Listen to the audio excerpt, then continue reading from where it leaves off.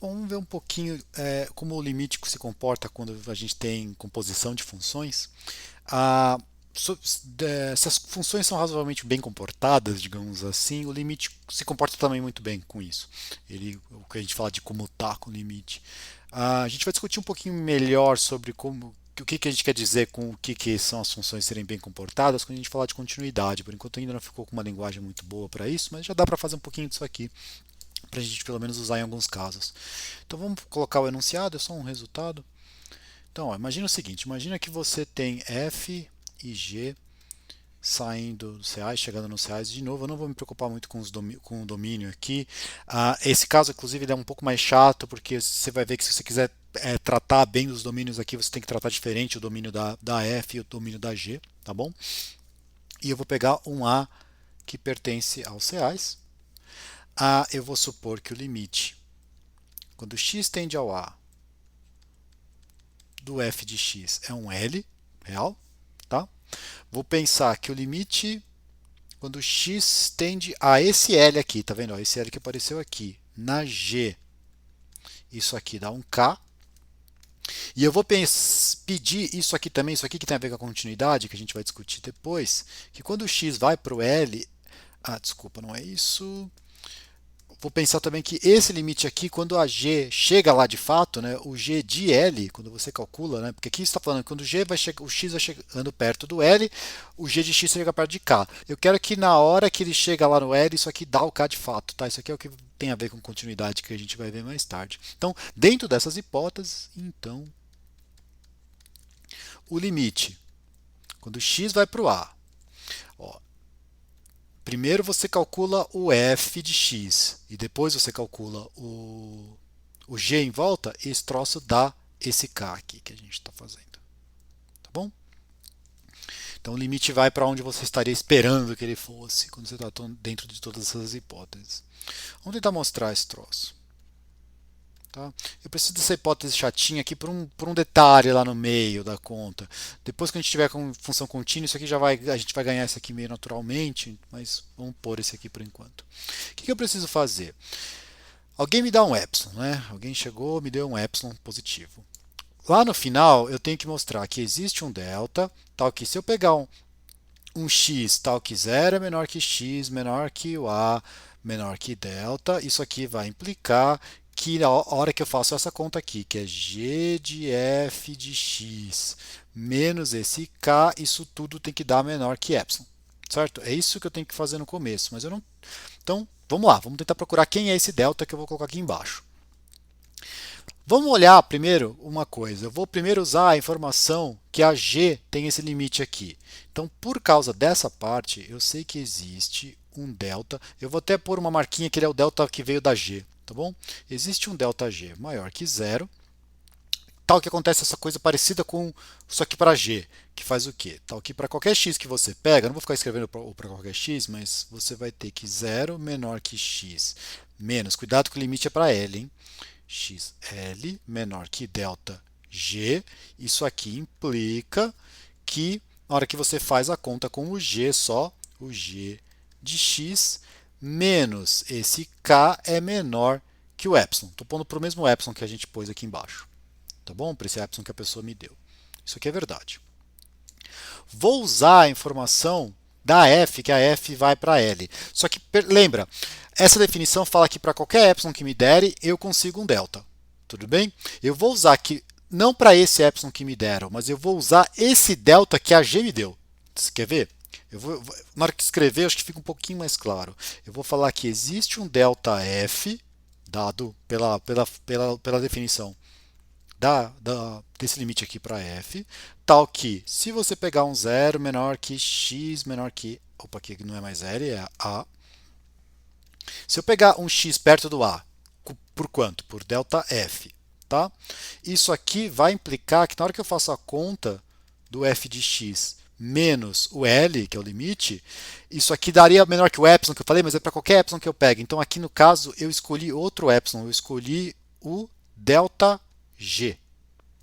Depois vai fazer mais sentido por que eu escolhi isso, tá? Isso aqui é um número positivo, então eu posso pôr ele aqui. Porque qualquer número positivo que eu queira, eu coloco aqui, e aí eu acho o ΔF. Lógico, né? Tipo, primeiro eu falo quem vai ser meu delta, esse cara aqui, que é o meu epsilon, aqui nesse caso, né? Eu estou usando esse ΔG como epsilon nessa frase.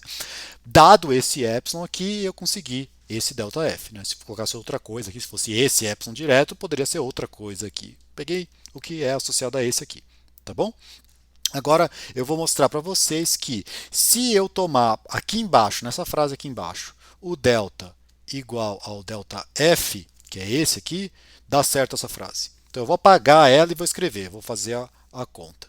Tá bom? Então o que eu tenho que fazer? Eu preciso pegar um x com distância menor que delta e mostrar que essa conta vai dar menor que epsilon. Deixa eu apagar isso para eu ter espaço para escrever. E aí a gente vê o que é que dá para fazer. Então, vamos lá. Vamos pegar um x tal que a distância dele para o A seja positiva, mas menor que esse delta. Beleza? Aí eu vou fazer a conta. Quer dizer, antes de eu fazer a conta, deixa eu só fazer uma observação. Note o seguinte: se você tem que ele é menor que esse delta, bom, como o delta é igual ao ΔF, na hora que eu calculo, eu sei que, portanto, eu sei que eu posso usar isso aqui. Eu sei que o f de x menos L é menor que ΔG. Eu vou separar em dois casos aqui, só para vocês entenderem o que está acontecendo. Eu posso ter o caso que o f de x. Eu vou fazer os dois casos, mas eu vou apagar o primeiro caso depois que eu fizer ele. Vai, tipo, acho que é melhor, porque em vez de ficar tentando apertar tudo aqui. Eu posso ter o caso que o f de x deu igual a L. Certo? Se o f de x deu igual a L, porque isso aqui dá um número positivo, maior ou igual a zero. Ele pode ser estritamente positivo, como ele pode ser zero. O caso que isso aqui deu zero é isso aqui.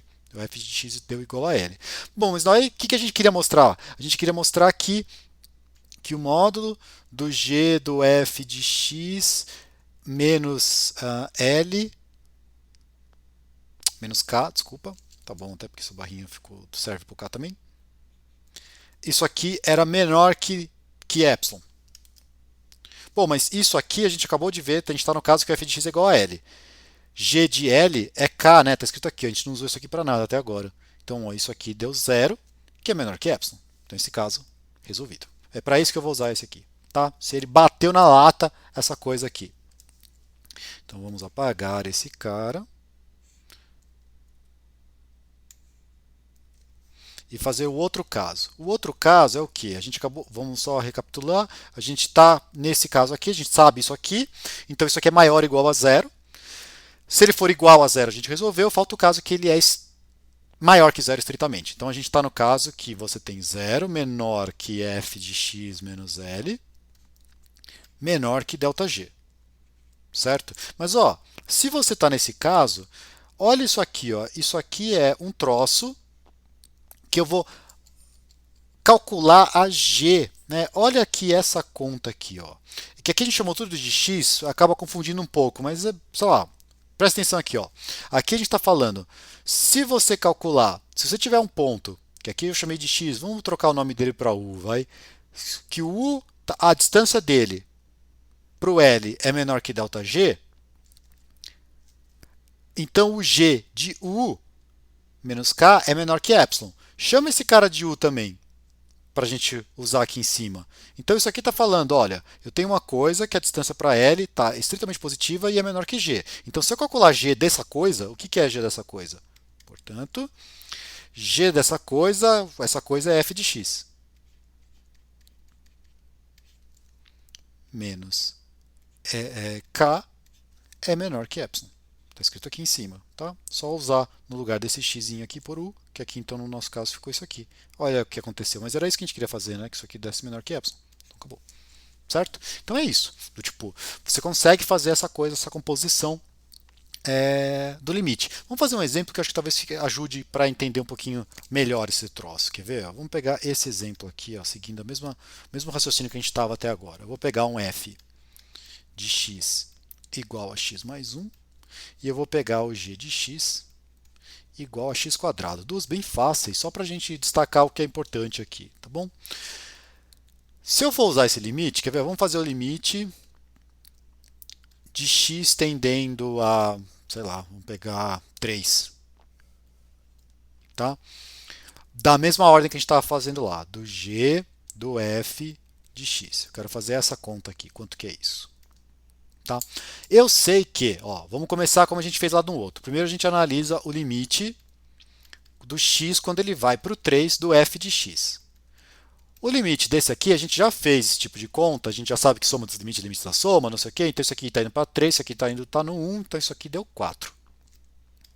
Em paralelo, o limite, e aqui tem que tomar cuidado, tá certo? Ó, porque aqui a gente olhar, apesar daqui eu estou querendo falar o limite do x vai para o 3, agora, quando o x está indo para o 3, o f de x está indo para 4. Então você vai trabalhar aqui com x indo para 4. Se quiser, troca o nome dessa letra aqui, põe uma outra letra. Tem gente que gosta de fazer uma coisa tipo, muda a letra aqui, sei lá, põe assim y para destacar. Não precisa, mas se você acha mais confortável, usa. Vamos pôr um g de y aqui.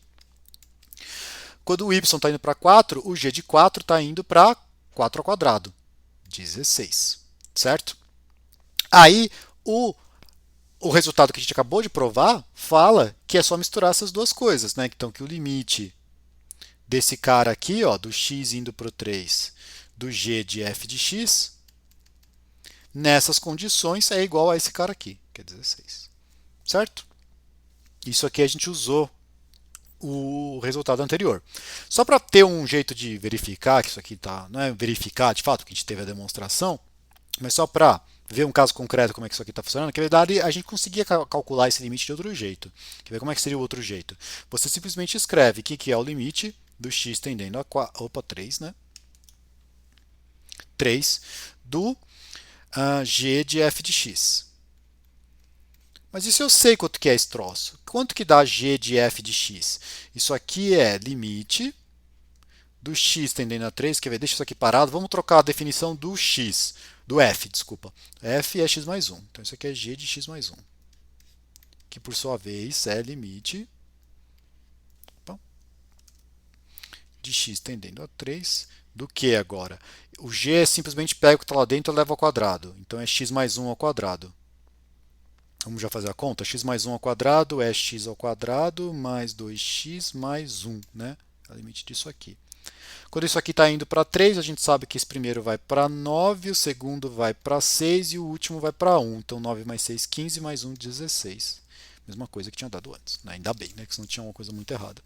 Tudo bem? Então isso aí é um jeito de fazer esses limites. Você consegue meio que calcular o limite parcialmente, aqui vai fazendo alguns passos intermediários quando você tem a composição, se as funções têm esse comportamento bonitinho. Tá bom? Então é isso aí.